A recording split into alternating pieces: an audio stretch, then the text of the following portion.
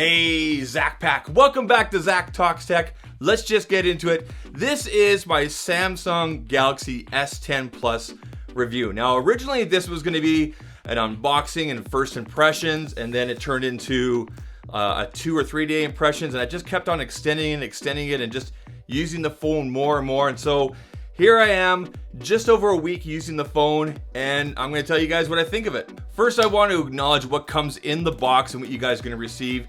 Not only are you going to get the fast charger, you also get some really nice braided plug-in headphones. Yes, they require a headphone jack, which the phone does have. So it's great that Samsung is including that. They're really high quality. They're the AKG ones. I've been using them here and there. No complaints at all. They sound great, nice and bassy. They're perfect for my own needs. Next, I want to talk about the build quality. Just like past Samsung devices like the Galaxy S9, S8, S7, even the S6, you got two pieces of glass. You got the aluminum band going around here. It's nice and lightweight. It's definitely lighter than my Note 9. It's nice and thin. It's really nice that they were able to put so much in here and make it really, cosmetically, it looks good. It looks really good. It's a good looking device. Being glass, it's going to be a bit of a fingerprint pickup there, but you can put a case on there if you want to, or whatever you want to kind of mitigate that. For myself, I've been using it for the last week without a case, and it's been okay. This is kind of weird. On the bottom, you've got two antenna lines here, and on the side here and this side here, there are antenna lines. And then on the top here, there's a single antenna line. So it's kind of weird looking at it going antenna line, and two, antenna line. They're all, either or kind of thing. And then you go and look at the top, and there's one antenna line.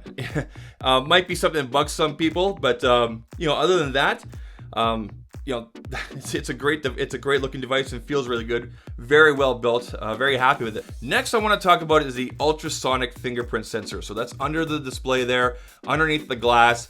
It's not like an optical sensor. It is sending sound waves up basically to map your finger there and to send basically a 3D print back down to the phone for security and unlock the device. Now, I know some people have been having problems with this. Some people say it works all the time. Some people are telling it, it works 50% of the time. For myself, I'm probably finding about a 99% success rate. I've really only had a couple times in the last week where I've had problems with it. To kind of mitigate this, my suggestion to you is if you have this phone or something that has an under display, fingerprint sensor, try to scan your thumb twice. That's what I did when I was setting this up. I scanned my thumb as if, how I normally hold the phone, and then I scanned my thumb again from different angles and things like that. Since I did that from the start, and I also took off the plastic screen protector that came here on it, I haven't had any issues. I can pick it up, I can tap, and I'm unlocked. There's no problems at all. And keep that in mind as well, people. This is a first generation ultrasonic fingerprint sensor. I have no doubt that Samsung is going to improve on this. It's going to get better. It's going to get easier. This is a first gen thing. So if you're kind of hesitant about, jumping on a bandwagon for first generation products, you may want to stay away from this. You still have the option of using their facial detection there, which is only a 2D map. It can be tricked. But again, like I said, it's a first generation thing. It's just going to get better as time goes on, and I'm confident that when the Note 10 comes out or the Galaxy S11 next year or whatever, this technology is going to move on and be 100 times better than what it is right now. Let's talk about the screen. Beautiful HDR 10 plus screen. I thought at first that the Infinity display, the Infinity O display, the cutout there at the top, was going to bother me. It did take a little getting used to, but I do prefer it over a notch. It's kind of tucked away in the corner there. And depending on the wallpaper that you have on your phone, you may or may not see it. But for myself, I haven't had any issues. I haven't felt like it's in the way. I think it's well done. And I really think it's kind of the future for Samsung phones. Hopefully we can see, a future where there's no cutout at all and it's just straight through the screen. Let's talk about the battery. I'm getting all day battery life. So I'm unplugging at 7:30, and about 4:30, 5 o'clock, I'm still at 30%. I might do a top up there during dinner, and then I'm good to go for the evening. But I am making it through all day with that 4100 mAh battery that's in there.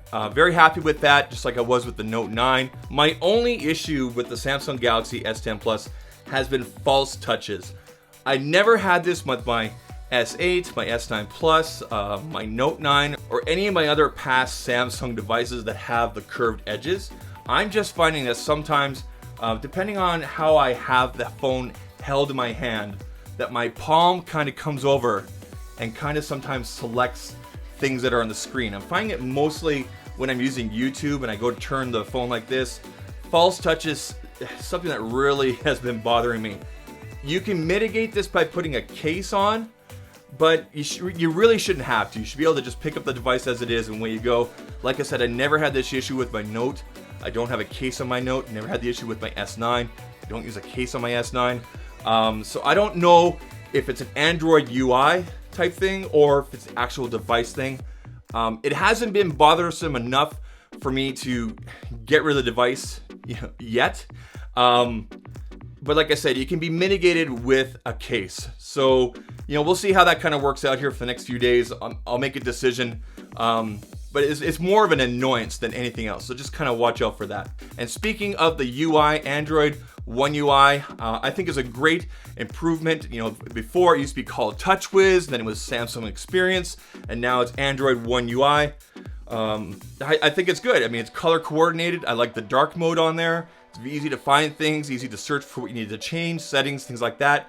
The icons are a litthe cartoony, a little, they're kind of bright, they're in your face, typical Samsung.